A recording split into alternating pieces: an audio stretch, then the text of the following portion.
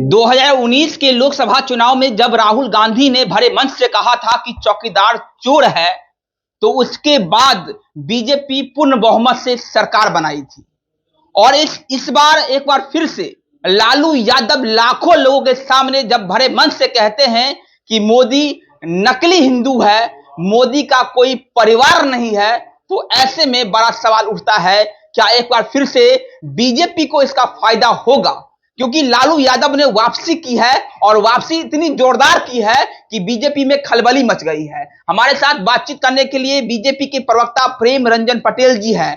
प्रेम रंजन पटेल जी, बड़े मंच से जब लालू यादव ने कहा मोदी को नकली हिंदू, मोदी का कोई परिवार नहीं है, तो खलबली तो आप लोगों में मची, और खलबली इतनी मची कि मोदी का परिवार आप लोगों ने अपने नाम के आगे लगा दिया। क्या कहेंगे?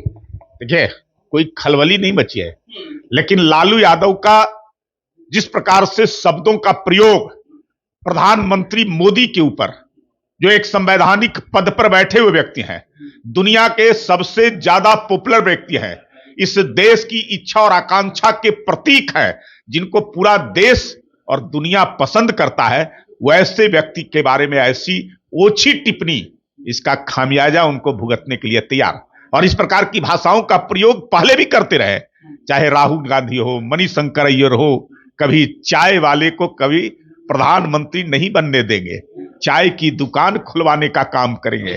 कभी नीच कहना, कभी चौकीदार चोर करना, ऐसे शब्दों का प्रयोग, और इसको हाथों हाथ देश की जनता उठाती है और देश की जनता उसका जो है से बदला लेती है। इस बार भी लालू यादव के उन शब्दों का बदला बिहार की जनता और देश की जनता लेगी।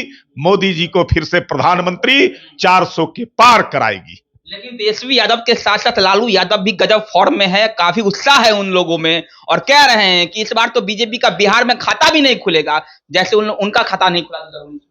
वो जो उत्साह है ना, जब दिया बुझना होता है तो भभकता है। अब उनका अंत होना है, समाप्त होना है। पिछली बार तो 0 पर आउट हो गए थे, एक सीट गलती से गठबंधन को, कांग्रेस पार्टी को आ गया था। इस बार एक भी सीटें नहीं आएगी।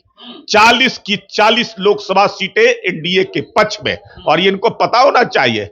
14 का चुनाव हो, 19 का चुनाव हो, और इस बार 24 का, हर चुनाव में बेहतर से बेहतर बिहार की जनता करती रही है। 14 में 31 की सीटें, तो 39 सीटें 19 में, इस बार 40 सीटें 24 के चुनाव में। इनको, लालू यादव को बिहार की जनता ही उनको जमीन में गाड़ देगी इस चुनाव के माध्यम से। अंतिम सवाल रहेगा कि ये चर्चा बहुत ज्यादा है और बहुत तेजी से ये खबर भी हो रहा है, वायरल हो रहा है। ये बताइए कि पवन सिंह को आसनसोल से टिकट मिला, लेकिन पवन सिंह ने चुनाव लड़ने से मना कर दिया। क्या लगता है कि क्या वजह रही होगी और पवन सिंह क्या चाहते हैं? आप लोगों को कुछ खबर है इस बात? हम लोग को कोई जानकारी नहीं है, ये तो पवन सिंह खुद बता सकते हैं। लेकिन वो कल राष्ट्रीय अध्यक्ष जेपी नड्डा जी से मिले हैं, और मिलने के बाद अब तक उन्होंने किसी प्रकार का कोई मीडिया में बयान नहीं दिया है। क्या कारण होंगे, इन कारणों का सफाई या जो भी बातें राष्ट्रीय अध्यक्ष जी के समक्ष किए होंगे, या आने वाला समय में आपको पता चल जाएगा कि आगे क्या होना है। लेकिन आसनसोल आप लोगों ने क्यों भेज दिया पवन सिंह को, जबकि वो बिहार देश में, पूरे देश के अंदर में मोदी जी है, और कहीं कोई चुनाव लड़ सकता है। जहां हमारी पार्टी की इच्छा, और पार्टी से जो व्यक्ति अगर आकांक्षा रखते हैं चुनाव लड़ने के लिए, इच्छा प्रकट करते हैं, तो उनको कहीं ना कहीं लड़ाया जाता है।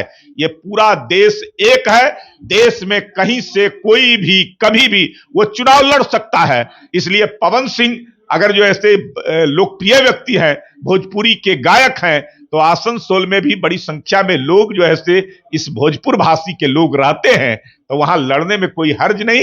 लेकिन कारण क्या है उनको नाम वापस लेने का या नहीं लड़ने की इच्छा प्रकट करना, वो स्वयं बता सकते हैं। ठीक है, देखिए प्रेम रंजन पटेल जी हमारे साथ थे, बीजेपी के प्रवक्ता है, काफी फायर ब्रिगेड प्रवक्ता है, अब बेबाकी से बोलते हैं, और एक बार फिर से लालू यादव पर इन्होंने कटाक्ष किया है। लालू यादव चाहे कितना भी जोर से चिल्ला रहे, लेकिन उसको कोई फायदा होने वाला नहीं है, ऐसा कहना है प्रेम रंजन पटेल का। बने रहिए रिपोर्टर वरुण के साथ। बहुत बहुत धन्यवाद।